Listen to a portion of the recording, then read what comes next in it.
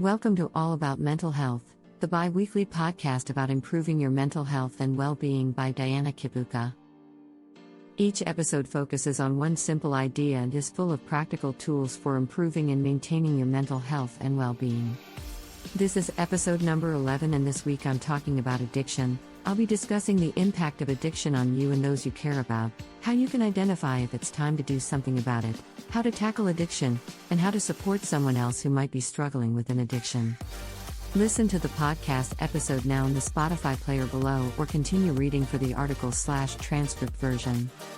I decided to talk about addiction this week because of the current situation in Uganda. Many callers have suggested it's time we talk about the problem. One of our callers this week, James Lukwago from Kampala State. For a long time, I thought I had my drinking under control. However, if the last 2 years have proved anything to me, it's that, when it comes to addiction, it is amazing the things that we can justify to ourselves if we try hard enough. James went on to tell his story. Since becoming sober, I've come to accept just how much damage I was doing to my mental health by drinking. And just how important it is to talk about these sorts of things openly and honestly. Ms. Diana, let's discuss this problem. Which is why I decided to talk about addiction this week. I'm going to be looking at addiction in general, from substances to food, from gambling to shopping. I promise, this is not going to be another classroom lecture. I'm going to be giving you some things to think about, and then it's up to you to decide what to do with it. No amount of lecturing is going to make someone change. Dealing with addiction is a very personal thing, and there are usually deep-seated reasons why people do things that aren't in their best interests. So I'll be challenging you to think about the choices you make and what impact those decisions have on your life. What is addiction? Addiction refers to a compulsive habit or behavior, and often refers to a dependency on a specific substance. There are many different types of addiction: food, alcohol, drugs, smoking, shopping, gambling, etc. Addiction is extreme behavior. Too much of anything leads to excess, and there's a wise old proverb that states, even nectar is poison if taken to excess. When an addiction is based on substance abuse,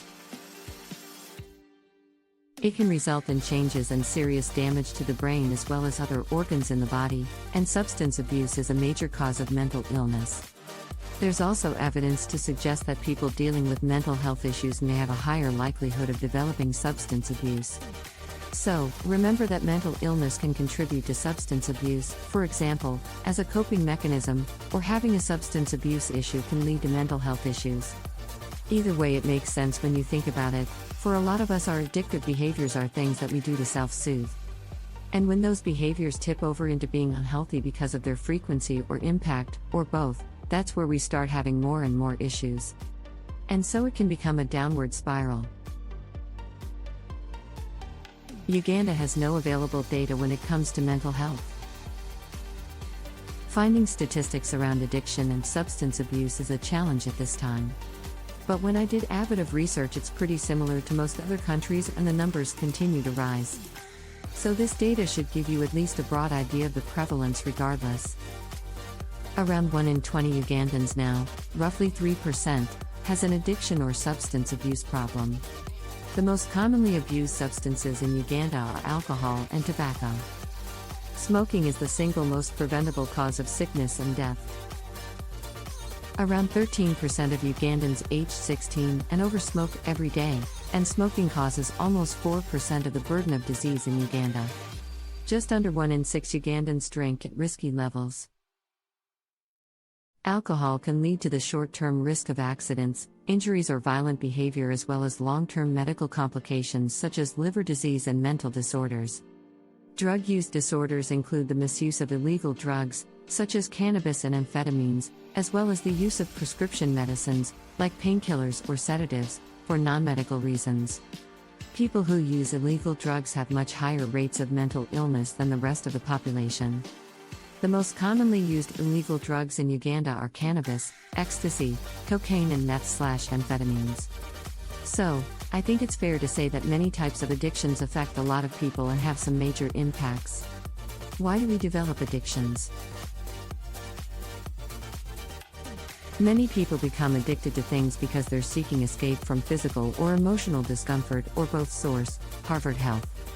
Addiction used to be seen as a sign of weakness or a sort of personal failure, but more and more health professionals now recognize that addictive behavior and mental health often go hand in hand. It doesn't really matter what the type of addiction is, as noted in the same Harvard article. Ultimately, addiction is about the complex struggle between acting on impulse and resisting that impulse. When this struggle is causing suffering related to health, family, work, and other activities of everyday life, addiction might be involved. Source: Harvard Health. How do you know if you have an addiction? According to your health and mind. At the start, you might start to notice problems with close relationships and your moods. As addiction gets worse, you might need more to get the same effect. Have withdrawal symptoms or feel sick if you stop. Sometimes use more than you mean to. Prioritize the addiction over other things. Keep going even though you know it is bad for you or others you care about. Try to cut down but can't. That second last point is an important one. Keep going even though you know it is bad for you or others you care about. That is where addiction starts to move into really damaging territory. When we do whatever it is we're doing to ourselves, even when we can see the damage it is doing to us and to those we love. Another caller, Sarah, a teacher from Uganda, said, "I've relapsed into food addiction as a coping mechanism due to stress. I can see the damage I'm doing," she said. When you try to put clothes on and they don't fit anymore. Or when you look at your fingers and see that they're getting chunky. It's pretty obvious, but it's like one part of my brain is being rational and sees all the negative effects, while the other part of the brain just tunes it out and tells me to eat. So how do you identify if it's time to do something about an addiction? She asked in a phone conversation. Well, you probably know if your behavior is causing negative effects on your life. It's a matter of being brutally honest and completely self-aware. I could sit here and give you 3 hours worth of points about how to work out when it's time to make a change, but I'll boil it down to this. If you've ever thought that you should make a change because your behavior is unhealthy, then it's time. Should you make the decision before it reaches that point? Absolutely. Will you? Probably not. We tend to ignore the consequences of our actions until they start to have a detrimental effect on our lives, so even though it would be wonderful if we could all get our shit together before we develop a problem, we usually don't. I mean, I talk about making healthy choices for the sake of your mental health a lot in this podcast, and I'm sitting here with a relapse into food addiction, so I'm no saint when it comes to this. Addressing an addiction is a choice, and nobody can make that choice for you but you. And so with that said, let's get into the how to part of this week's episode. How to tackle addiction. There are 3 main components to tackling addiction. Contemplation. Action. Perseverance. Let's start by exploring contemplation. The first step of contemplation is making the decision to change. Until you decide that you want to change, you will have no reason to change, and therefore the addiction will likely continue. But when you decide you want to change, suddenly you'll start thinking through what that change might be. For example, will you cut back on the habit or quit it entirely? At this point, I'd suggest spending a bit more time in this contemplation stage, which I'm going to explore further in a moment, rather than just jumping into action. You probably know by now just how much I love to remind you that failing to plan is planning to fail, and a huge part of planning is about understanding where you are today, and why, so you can address the root cause of the situation. And so with that in mind, the next step is to take time to understand why the behavior/addiction is happening in the first place. This takes real work. Yes, you can have an aha moment, but let's be honest here. How many times in our lives do we have one of those big epiphanies about something and yet we find ourselves months or even just weeks later going back to the same behavior? That happens because we haven't spent enough time digging into the why behind our situation and really confronting what we're doing and what's underneath it. E.g., Sarah told us that with her falling back into emotional eating, she knows that when the anxiety and insecurity becomes so overwhelming that something in her shifts and it's like a switch goes off, and suddenly she would snap and go into overeating mode. James said, I did it with drinking, I did it with smoking, I did it with overspending, and I still do it with overeating. Every time I've helped people to overcome an addiction, I've used my favorite self-awareness technique called the 5 Whys to dig into the root cause of why the behavior is happening, so I'm going to cover that quickly now to explain how it can work to help you better understand why you might be struggling with addictive behaviors, which I know I've discussed in earlier episodes, but it's a good topic to revisit it on. It's like when you go to the doctor. A good one won't just treat your symptoms but will run tests to identify what your disease or condition is so they can treat that, because if you just treat the symptoms instead of the root cause, then problems are liable to crop up again later or your condition may worsen.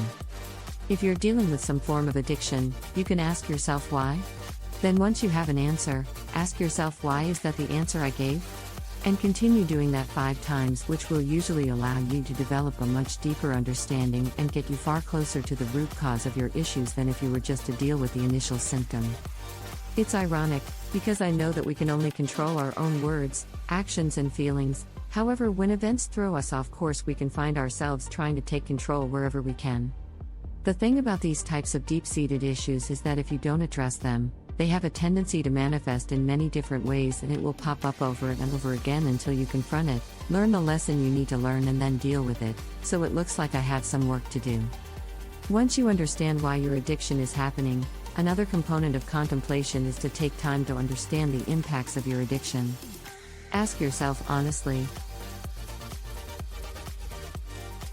what impact is my addiction having on my life? What impact is my addiction having on my health, physical, mental, spiritual, social, and financial? What impact is my addiction having on my loved ones? Be brutally honest with yourself when you do this, no sugarcoating. If your family is having to struggle to make ends meet because you're down the track twice a week gambling away the grocery money, you're having a major negative impact on your family and yourself.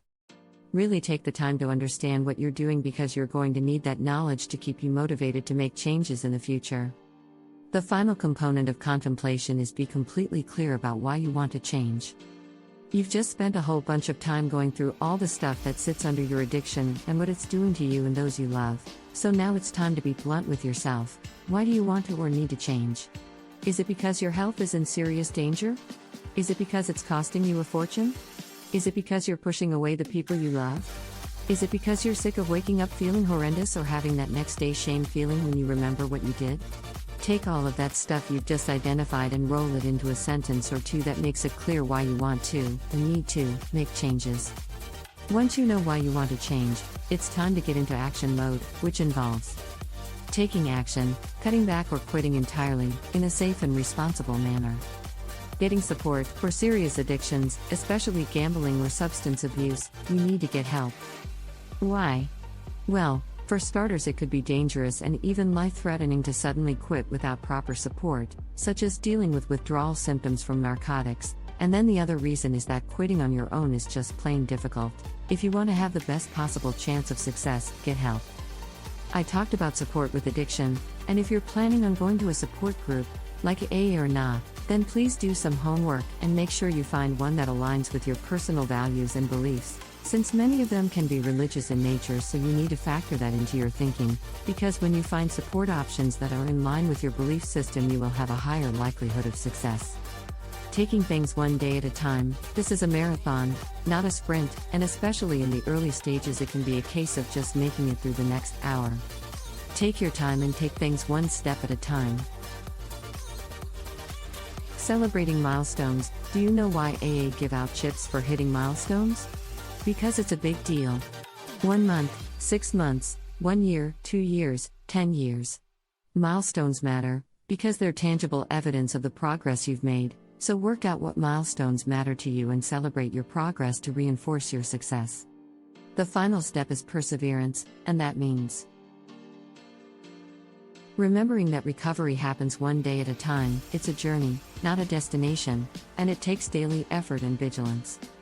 If you used to struggle with alcohol addiction, then it's quite possible that you will always be an alcoholic, and so you'll need to accept that and remain vigilant for the impact of triggers and setbacks. You will be recovering from addiction for the rest of your life. Instead of fighting that fact, accept it and embrace it. That's why a lot of AA sponsors do what they do, because it serves to pay it forward by helping someone else get their addictions under control, and at the same time it can remind the sponsor of their own progress. If you do slip backwards, address it hard and address it early. This is the reason why I list this step as perseverance, because it certainly can take determination and effort to stay on track. You might relapse, but deal with it quickly and take time to understand why it happened. There might be additional triggers that have come to the surface that you weren't expecting. Be kind and forgiving to yourself, and keep going. It is important to remember that the process of overcoming an addiction often requires many attempts.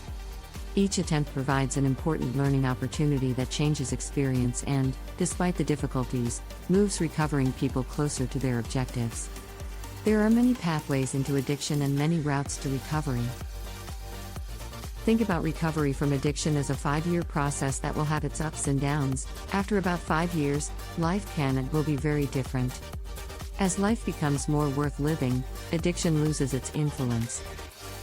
Supporting others through addiction?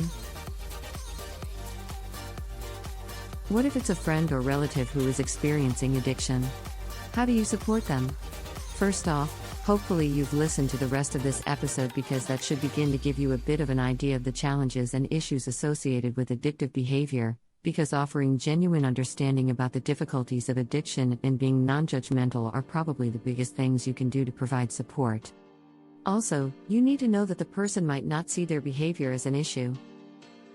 You can choose to be honest with them and explain the effect their behavior is having on you in a calm and non-judgmental manner, but the decision to change is ultimately going to be up to them.